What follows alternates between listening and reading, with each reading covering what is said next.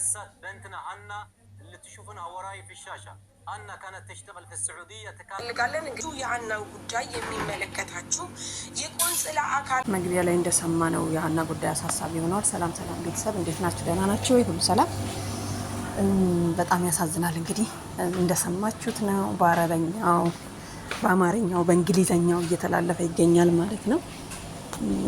እህት ያላቸው ሰው ወንድም ያለው ሰው መቼም በዚህ ልጅ አይጨክንም። ምን አይነት አረናኔ እጅ እንደገባች ፈጣሪ ወቀው።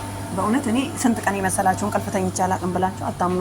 ሲነጋጋ በቃ እንቅልፍ ይዞኝ ይሄዳል ማለት ነው። እና ላይቭ ላይ የምትሆኑ በጣም ብዙ ጀግኖች ወንድሞች አላችሁና በርቱልን።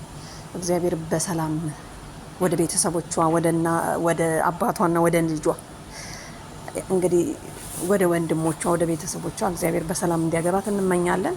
በእውነት በጣም ያሳዝናል። እንደው በባህር ይሄን ሁሉ እየሰማን ራሱ እኮ አሁንም እጃችንን ዘርግተን ገንዘባችንን እየሰበሰብን የተዘጋጀናለን ማለት ነው። በእውነት በሷ ይብቃ ብሎ መቆም አለበት ማለት ነው። ሀና እንኳን ታውቆላት ቢያንስ እንኳን ሰው አልቅሶላታል። ስንት ያልተለቀሰላቸው ደግሞ ሌላ ሀናዎች ማለት ነው እሷን የሚመስሉ በጣም ብዙ እዛ ውስጥ ሊኖሩ ይችላሉ ብዬ አስባለሁ።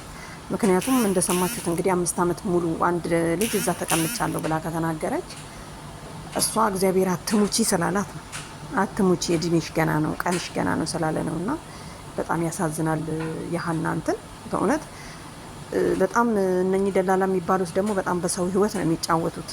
በእውነት ሰው ማመን ራሱ እኮ አስቡ። በአገር ልጅ ላይ እንደዚህ የተደረገ ነገር ሰው እኮ በሰውነት ራሱ ለማንም ሰው ይታዘናል አይደል?